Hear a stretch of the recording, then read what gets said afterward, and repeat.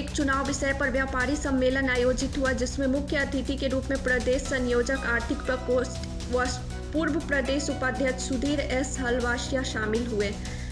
विशिष्ट अतिथि जिलाध्यक्ष आजमगढ़ सदर ध्रुव कुमार सिंह रहे। सम्मेलन को संबोधित करते हुए सुधीर हलवासिया ने कहा कि 1967 तक देश में लोकसभा और विधानसभा के चुनाव एक साथ होते थे, जिससे सरकार को पूरे 5 साल विकास के लिए मिलते थे। लेकिन बाद में यह क्रम टूटने से हर साल कहीं न कहीं चुनाव होने लगे हैं, जिससे विकास कार्य आचार संहिता के चलते बाधित होते हैं और खर्च भी अधिक होता है। उन्होंने बताया कि प्रधानमंत्री नरेंद्र मोदी के नेतृत्व में भाजपा ने एक राष्ट्र एक चुनाव को अपने संकल्प पत्र में शामिल किया है और इस दिशा में लगातार प्रयास किए जा रहे हैं।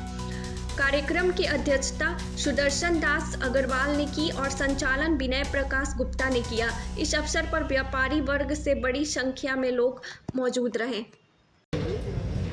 बहुत से सामाजिक, आर्थिक तथा नीतिगत सुधार भारत में किए गए और अब एक बड़े राजनीतिक सुधार की ओर हम लोग आगे बढ़ रहे हैं। एक राष्ट्र एक चुनाव की थ्योरी को, एक विचारधारा को, एक तपस्वी समाधान को लेके हम आगे बढ़ रहे हैं। भारतवर्ष एक बड़ा देश है, 100 करोड़ से अधिक वोटर हैं। अगर एक देश उपचुनाव होता है तो संसाधन भी बचेंगे, समय भी बचेगा और देश समृद्धि की ओर बढ़ेगा। इस विचारधारा को हम यहाँ व्यापारी भाइयों के साथ साझा करेंगे। ये लागू कब तक हो सकता है?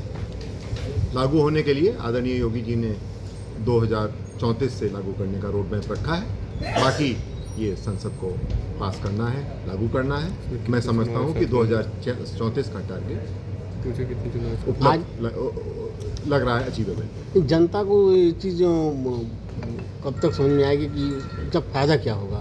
जनता को भली भांति समझ में आ गया। भारतवर्ष की जनता कोई मूर्ख नहीं है।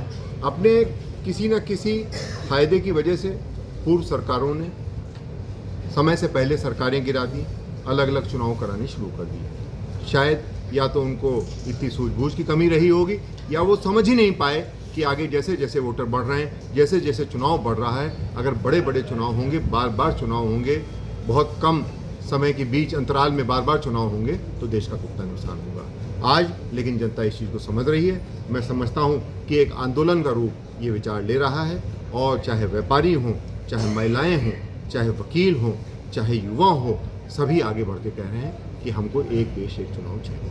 जब तक ये बातें आम जनता के बीच में नहीं जाएंगी तब तक कैसे आम जनता समझेगी? अभी तो आप एक गोष्ठी के माध्यम से 4 लोग बैठा के, एक कमरे में बैठा के गोष्ठी कर रहे हैं। आम जनता कैसे इस चीज़ को जानेगी?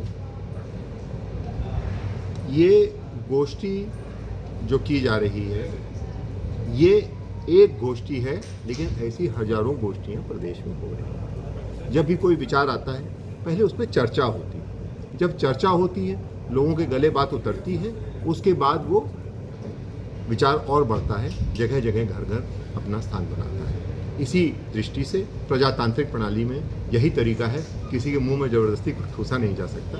बात चर्चा करके, समाधान करके ही इसका हल निकाला